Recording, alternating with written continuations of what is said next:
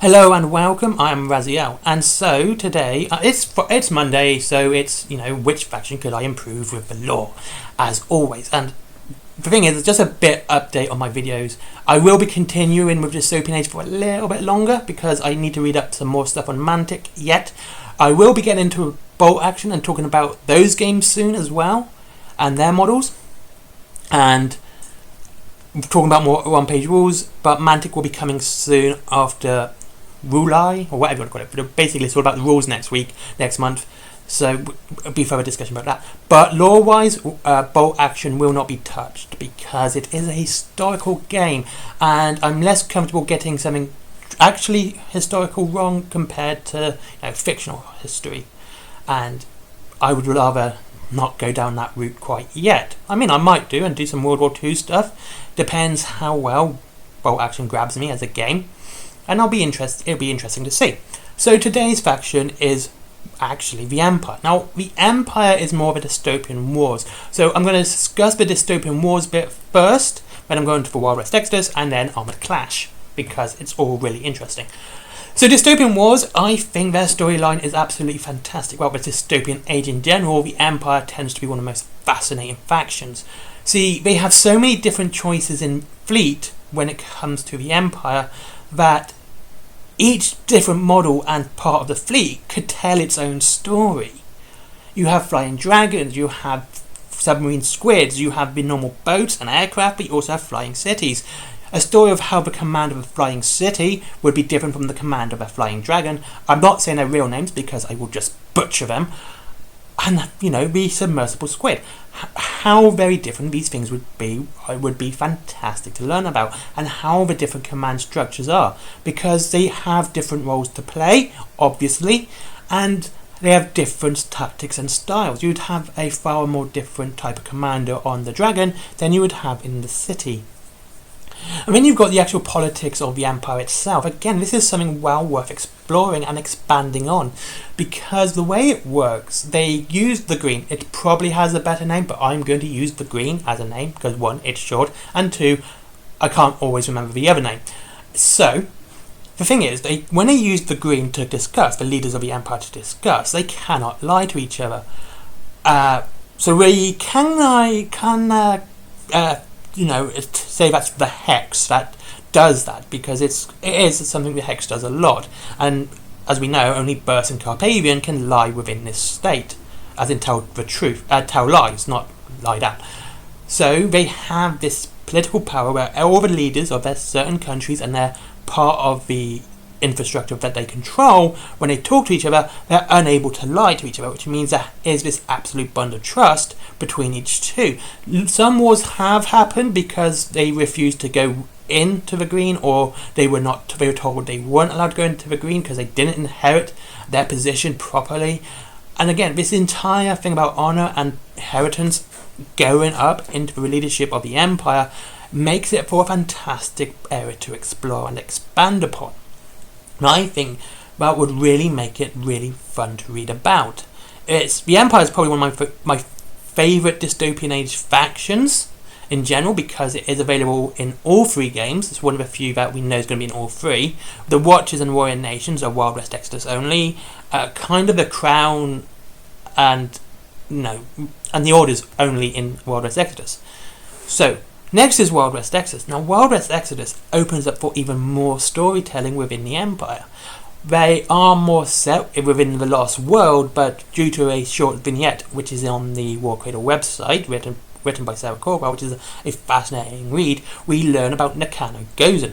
Probably butchered that name, but let's continue. She is not just a warrior either. She is a spy, an emissary, an ambassador, a translator, a diplomat. She's a jack of all trades and a master of none, which means she's very vital to the Empire's plan in general, because she can go to, like she does in the story, goes to the Union to discuss, treaties and things like that. So, they don't end up bombing the hell out of each other and destroying both countries. Because what you've got to remember, there are massive weapons here which can destroy entire planets and countries being wielded by people who may be power mad. And so Nakano Gozen would be important to the Empire to make sure that the Union doesn't blow the hell out of the Empire, and that the Empire doesn't blow the hell out of the Union. This intermediary between the two. She also has the benefit of being able to be used in 4 different factions. Warrior Nations, and I think it's 4. I think she can be used in Warrior Nations.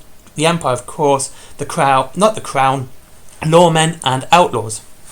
So there's that. So we know she's a very adaptable character for anyone's game, so pretty much half the player base can use her anyway. And she is a nice looking model as well. And the fact is she is a formidable fighter as well as a good diplomat makes her completely irreplaceable within the lore, and a very important part of it. Something I think we should hear more from, because she is a fascinating character. The Pride of Nekomata also adds a lot more, because they kind of use the same magic as the Warrior Nations. Again, they can be used in Outlaws, Warrior Nations and the Empire factions.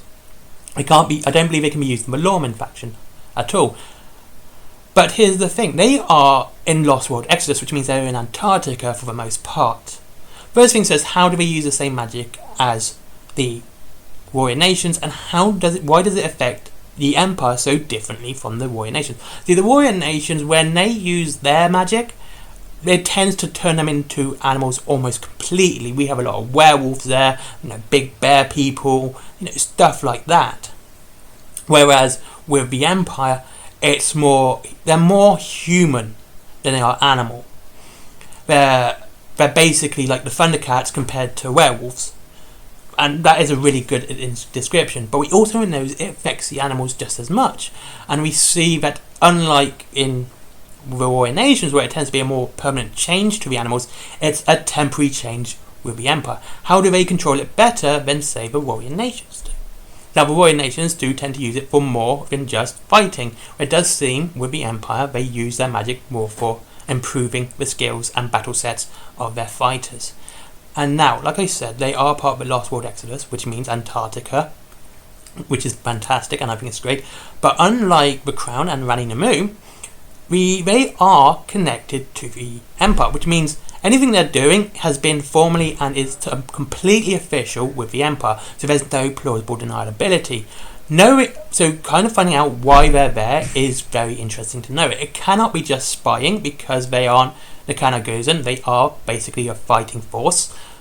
So why are they there? What are they there to get? And why is the Empire actually quite happy to be connected to this?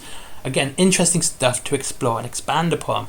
Now finally is Armoured Clash. Now we know they're going to be an Armoured Clash as well, because they're in the main box set. Well, very little lore is to know about them, and we know there's going to be more about the Ore War. So I think we're going to learn, hopefully, about how the Empire was in the Ore War and how it affected them. And again, we would like to see, which I think is fascinating, why is it in the main box that it's the Empire versus the Crown? Now, of course, we can mention Australia, obviously, because they're part of the Crown. South Africa, India has revolted at this point, so they're not part of the Crown anymore.